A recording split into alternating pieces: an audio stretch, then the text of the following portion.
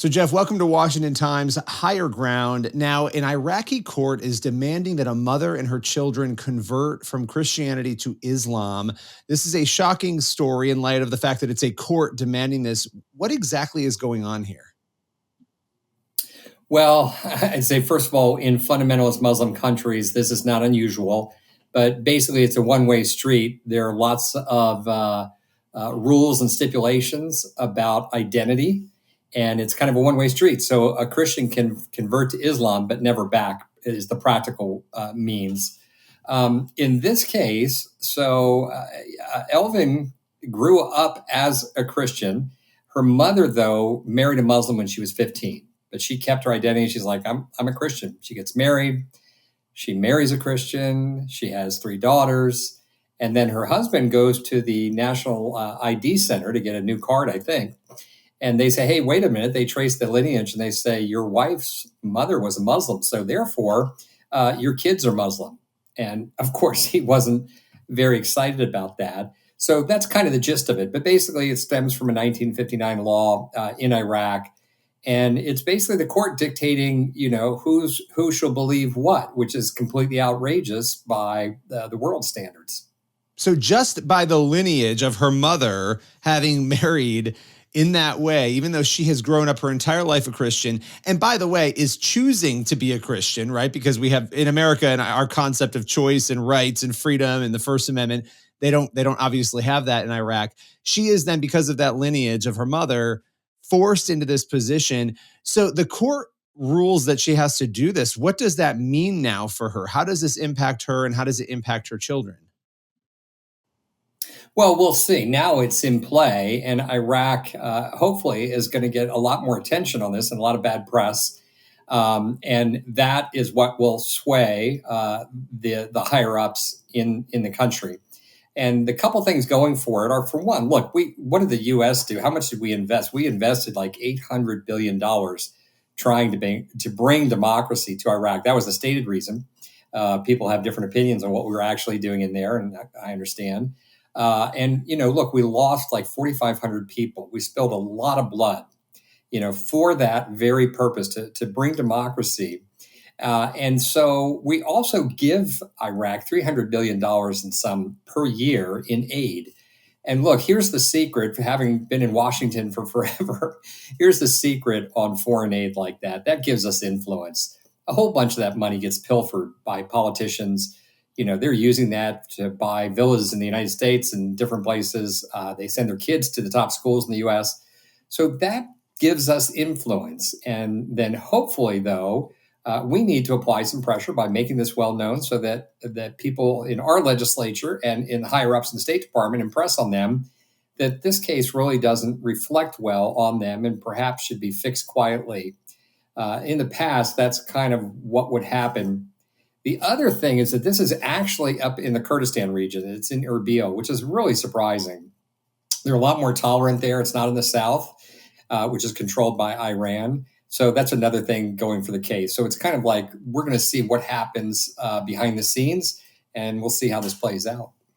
If she loses her battle and is forced to do this, it's not just an in-name only thing, right? I mean, this affects her life in a multitude of ways, I would imagine. And her children, right? But this is such a fundamental thing where in the world does the court have the right to tell people what faith to follow, how they should get to heaven or whatever their path is that they're chasing?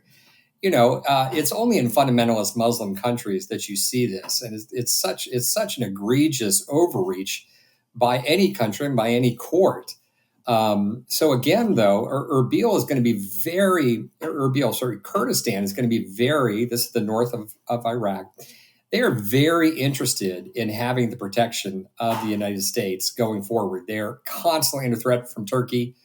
So again, this plays in our favor, but the negative consequences are far-reaching. So it's a case that really needs to get fixed. And the only problem is once it goes into play like this in the press, the fundamentalists within the country will cause an uprising if things are ordered the other way, and if justice prevails.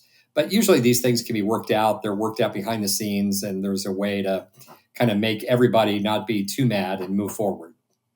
As we're sort of hearing about this and looking at it, a lot of people are shocked. We look at the debates that we have in America about, religious freedom and the First Amendment, and, they're important debates. But when you look at something like this, of course, we are nowhere near what is going on in places like Iraq. But what lesson does Yeah. it show you about the importance of maintaining the First Amendment, protecting the First Amendment, ensuring that religious liberty stays very strong in a country like ours when you see these kinds of things happening all over the world?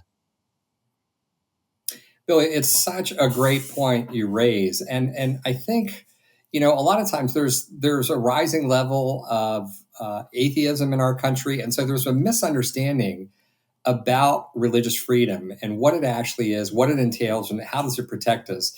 But religious freedom is an amalgamation of any number of rights. Because think about it, you have the right to congregate, to associate. It's a right to your conscience. It's free speech.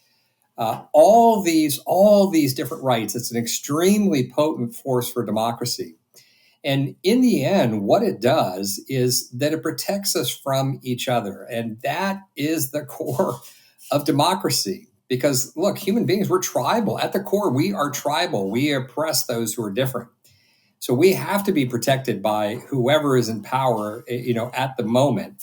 And so there's a level playing field and a protection for all people. But religious freedom is the queen of the rights. It's enshrined in our Constitution as such because it's such a potent force for democracy. Yeah, no, absolutely. And, you're looking around the world right now, and you know this better than anyone at International Christian Concern, what you guys are looking at and tracking. If somebody were to say to you, what is the state of religious freedom right now globally? Is it getting better? Is it getting worse? How would you rate it on a scale from 1 to 10, 10 being horrific, 1 being not so horrific? What would you say right now? Oh gosh, thanks for throwing me that question. That's not an easy one. So look, if we look at North Korea, it couldn't get worse, right? It's a 10. And essentially in Nigeria, of all places, it's horrible because the state is involved in suppressing Christians and stealing their lands and killing them. But overall, if you draw back and look at the world, it's not getting better. It's getting worse. Christians are the most persecuted religion. It's not even close. And there's lots of independent studies that back that finding. So it's something we need to be concerned about, and in all places, especially at home here in the West, and especially our own country.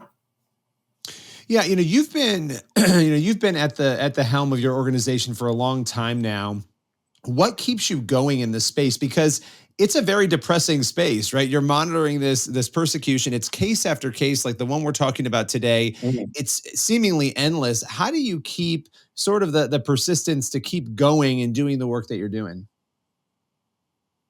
Yeah, well, Billy, I so appreciate that question because you understand, like you follow persecution closely, and so you can imagine, after 20 years, the horror stories you've seen and everything, and for many years, honestly, I was depressed. I don't know if that's the right word, but I was discouraged, because you look at the church and what are we? At the core, we're sheep. That's how the Lord described us. That's who we are. And we live among wolves in this world. And we're honestly told to be sheep and to forgive and to be gentle and kind and love. Those aren't the only commands, but that's at the core. We look at Jesus and who he was, and we model ourselves after him. And so you think, how can we survive, let alone thrive? How can we survive? And yet, over a number of years, I began to see, I looked at the sweep of history, the sweep of church history, and I began to understand how persecution works. So many people are familiar with this idea that persecution and martyrdom actually makes the church grow.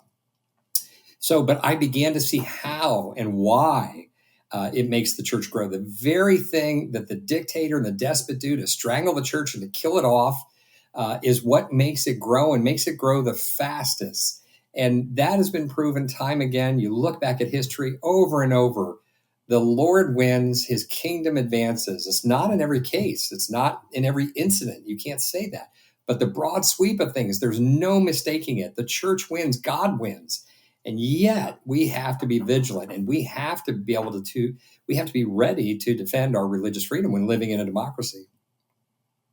Absolutely. And, it's so important that we tell these stories, talk about them so that people are aware, because we can become very apathetic here. We have our battles here, but they're nothing like what we're talking about today. And just to kind of circle back Yeah. to this conversation, outside of prayer, for this woman and her children, what are some other ways that people could be getting involved to come alongside your organization to maybe help alleviate some of these issues across the globe? Well, let's just look at this particular case. This is easy, and boy, oh boy, I wish I should have had this ready. But Kurdistan has representation here. So Kurdistan again is the north of Iraq. There's really three pieces to Iraq. There's a part in the south that belongs to Iran. There's a part in the middle, the Sunni Muslims, that really belongs to Saudi Arabia. It's controlled. And then in the north, there is Kurdistan. Now, these guys want to break off. They eventually will. They have been targeted by Turkey and oppressed for a very long time. They are very sensitive to political issues. So look up some. I'm trying to think what to look up, because it wouldn't be the ambassador. But look up Kurdistan representation in the United States. Let's find that. I'll follow up with some after this, give you some show notes. But make those calls, and these guys will be very sensitized to what we're complaining about. And as always, call your members and ask them to put some pressure on. It'll go a long way. Yeah, the media attention goes a long way too. Nobody wants that media attention. When people are paying attention to that and putting the pressure on, it puts attention on these issues and hopefully forces the hands of those doing these horrific things. Jeff, really appreciate your time, as always, breaking it all down today.